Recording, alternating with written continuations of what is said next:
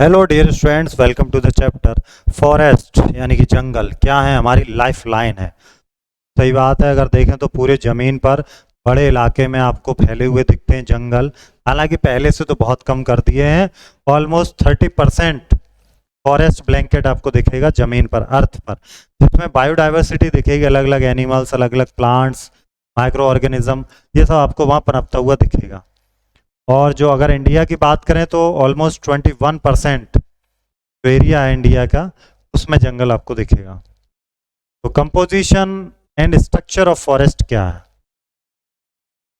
Forest को अगर देखें तो उनके डाइवर्स एरे फ्लोरा, और जो ट्रीज वहाँ डोमिनेट करती, ज़्यादा पेड़ लगते हैं, या फिर जो शब्स हैं, झाड़ियाँ हैं, हब्स हैं, क्लाइमर्स हैं, ग्राफ्स हैं, क्रीपर्स हैं, इनसे हम लोग उन्हें कर सकते हैं क्लासिफाइड। इंडियन फॉरेस्ट की बात करें तो इसमें अलग अलग स्पीसीज मिलेंगी, जैसे साल है, टीक है, शीशम है, ये पेड़ हैं, आंवला, कचनार, सैमल, नीम, खैर, अलग अलग टाइप के बांस, बैम्बू, सभी कंट्रीब्यूट करते हैं इकोसिस्टम की कॉम्प्लेक्सिटी को मैनेज करने के लिए। और जो इसमें ट्रीज होते हैं वो 100 फीट ऊंचे भी पेड़ हो सकते हैं। 100 फीट ऊंचे मतलब 30 मीटर।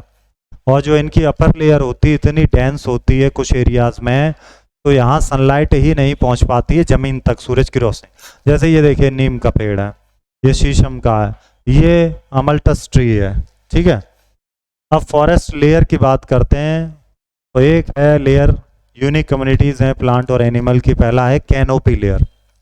यहाँ पर क्या होता है, जो एर्बोरियल स्पीसीज हैं जिनमें बंदर हो गए, रैकून्स हो गए, ईगल हैं, स्लोथ हैं, ये सब मिलते हैं।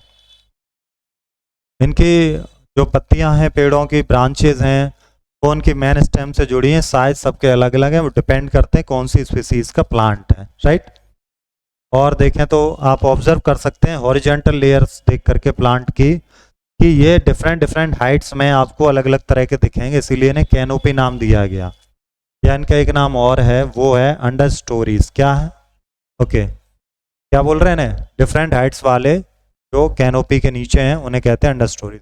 अभी अंडर स्टोरी क्या, अभी जस्ट ऊपर बताया ही है, बीनीथ द कैनोपी। कैनोपी के नीचे जो दूसरी लेवल के पौधे हैं कम हाइट वाले, उन्हें कह रहे हैं हम लोग अंडर स्टोरी, ठीक है। इसमें लंबी लंबी घास हो सकती हैं, जिनमें उल्लू, लिजर्ड, लेपर्ड और जैगवार मिल सकते हैं। अब दो हो गई कैटेगरी। तीसरी है हाफ लेयर। अब ये वेजिटेशन लेयर है, इसमें छोटे छोटे प्लांट दिखेंगे। तो सबसे ऊंची लेयर हो गई, फिर कैनोपी लेयर हो गई, फिर हब लेयर हो गई, फिर फॉरेस्ट फ्लोर, ये सबसे बॉटम वाली है। इसमें आपको क्या दिखेगा? पत्तियों के डिकम्पोजिशन, पिग्स, फ्रूट्स, सीड्स, ये उनके जो बचा हुआ रहता है ना, जो तरल हो जाता है, वो सब आपको यहाँ दिखेंगे। यहाँ पर आपको दिखेंगे insects, beetles, ants, earthworms, bacteria, fungi, ये सब नजर आता है। ये देख लीजिएगा लेयर यहाँ आपको दिया है। टॉप मोस्ट है ए कैटेगरी, उससे छोटे बी, फिर सी, फिर डी, फिर ई। यही हम लोग पढ़ रहे थे अभी।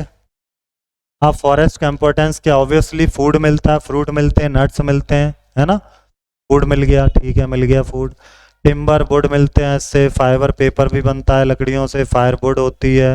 नॉन टिम्बर प्रोडक्ट जैसे हनी है, गम है, रेजिन है, ये सब मिलता है। एनिमल फॉडर भी यहाँ से मिलता है। अब सॉइल इरोजन को भी रोकते हैं, पकड़ बना के रखते हैं मिट्टी में।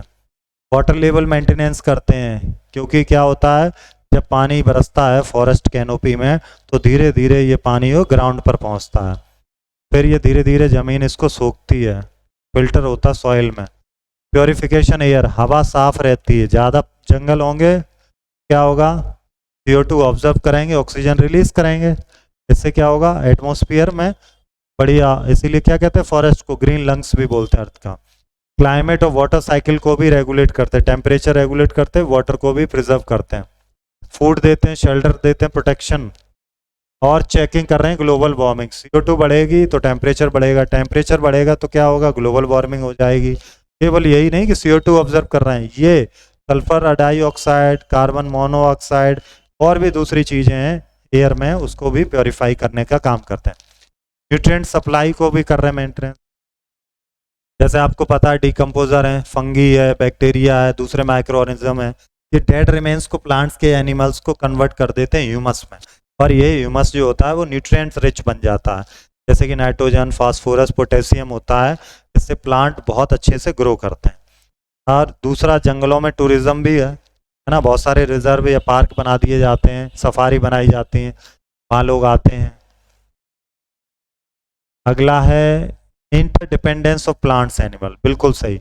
बहुत सारे एनिमल जो हैं वो कैसे हैं, वो हर्बीवोरस हैं, तो प्लांट पर डिपेंड है। लिविंग ऑर्गेनिज्म इकोसिस्टम क्लासिफाइड करें तो प्रोड्यूसर, इन्हें ऑटोट्रॉप्स, ऑटोट्रॉप्स पिछली क्लास में पढ़े हैं, कंज्यूमर्स, हेट्रोट्रॉप्स और डिकम्पोज, दो तरह के हो गए। ऑटोट्रॉप्स क्या है, जो हमारे ग्रीन प्लांट है, जो फूड बना रहे हैं, दूसरों को फूड दे रहे हैं, राइट, सनलाइट से फूड बना रहे हैं फोटोसिंथेसिस करके, वो है प्रोड्यूसर, इसलिए इन्हें कहेंगे ऑटोट्रॉप्स।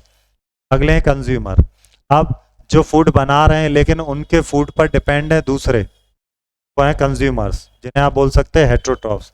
इसमें आते हैं हर्बीवोरस, कार्निवोरस। हर्बीवोरस तो वो एनिमल है जो प्लांट्स वगैरह खाते हैं, कार्निवोरस वो हैं जो हर्बीवोरस भी हैं लेकिन वो दूसरे एनिमल्स पर भी डिपेंड हो सकते हैं, फूड खा सकते हैं। नेक्स्ट है डीकम्पोजर, जो भी चीज़ें मिट्टी में रह गई, जैसे जानवरों का अवशेष हैं, पेड़ों की पत्तियां हैं या दूसरे कोई भी एलिमेंट हैं, वो ह्यूमस में कन्वर्ट करते हैं, ये ह्यूमस मिट्टी में मिल जाता है और मिट्टी में क्या न्यूट्रिएंट्स बढ़ जाते हैं। अब बात करेंगे फूड चेन। फूड चेन बड़ा सिंपल है, समझ लो।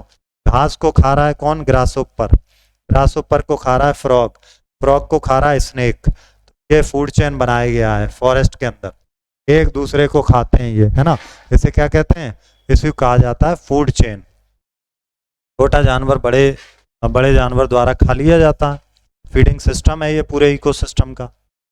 अब आते हैं स्कैवेंजर्स एंड डिकम्पोजर, एक साफ सफाई वाले और हैं, स्कैवेंजर्स इन्हें बोलते हैं। एक साफ सफाई करते हैं कौन, जैसे वल्चर हो गया, गिद्ध हो गया, ईगल हो गए, जैकल हो गए, क्रो हो गए, ये बचा कुचा जो जानवरों का जो भी डेड बॉडी पड़ी हुई होती है उसको साफ करने का काम करते, खा लेते हैं।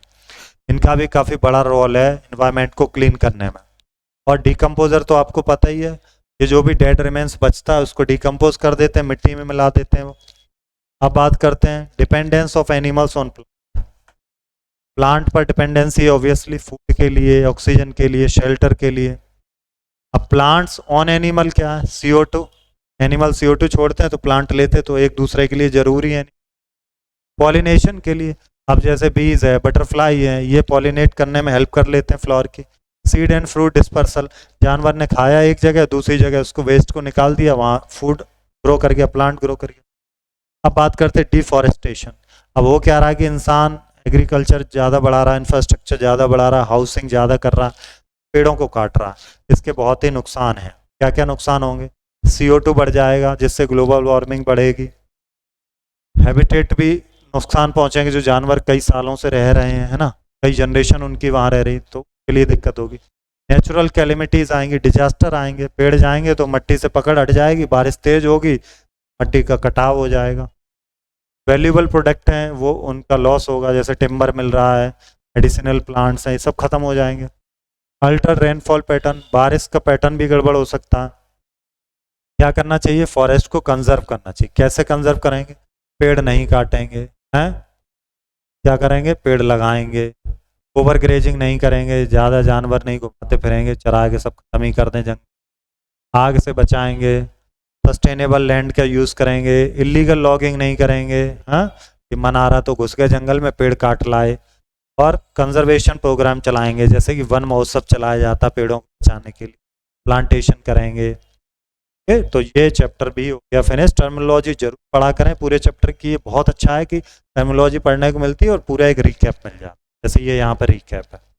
आइए देखते हैं क्वेश्चन। कौन सी लेयर है फॉरेस्ट की जो टालेस्ट ट्री है, तो सबसे पहली लेयर है, बताया 30 फुट तक का ऊंचा हो सकते हैं, इसमें क्या कहते हैं हम लोग उनको, वो है canopy. What is the main function of the forest floor, क्या है इनका मेन फंक्शन, फोटोसिंथेसिस है कि वाटर स्टोरेज करना है या फिर एनिमल हैबिटेट ये बनते हैं, क्या है, वो है nutrient cycling. Next, which of the following is not a use of forest का, क्या नहीं है, ऑयल एक्सट्रैक्शन ये नहीं करते। What do we call organism that make their own food forest ecosystem, क्या कहेंगे हम लोग, कहते हैं प्रोड्यूसर, भी बना रहे हैं अपना। Which forest product is use for making paper, क्या यूज हो रहा है, timber. What is the primary cause of deforestation, activities हैं। Which animal help in seed dispersal, animal है, बर्ड्स है इसमें, बर्ड्स। बायोडाइवर्सिटी क्या है, डिफरेंट टाइप के वैरायटी ऑफ क्या रहेंगे, लाइफ रहेंगी किसी एरिया में, तो कहते हैं हम लोग बायोडाइवर्सिटी। ठीक है, अब देखते हैं हम लोग आगे।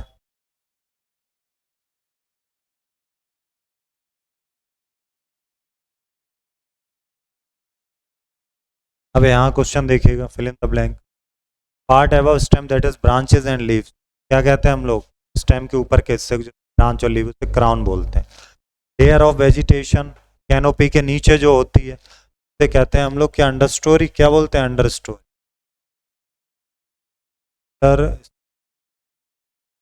फॉरेस्ट हेल्प करते हैं मेंटेनिंग में वाटर को, साइकिल को।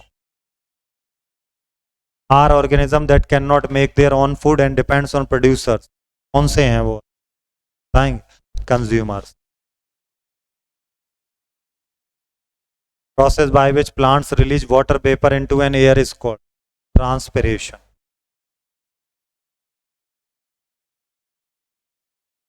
आगे देखिए, ट्रू फॉल्स वाले देखते हैं। Forest can regenerate themselves naturally, बिल्कुल सही, true. All animals forest are dependent on plants for food, false. सारे कैसे हो जाए, जैसे लाइन है वो थोड़ी डिपेंड है। डिफॉरेस्टेशन हैज नो इम्पैक्ट, ये तो गलत ही बात है भैया, है ना impact.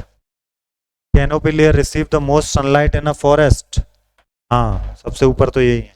Forest play no role in providing, गलत हो गया।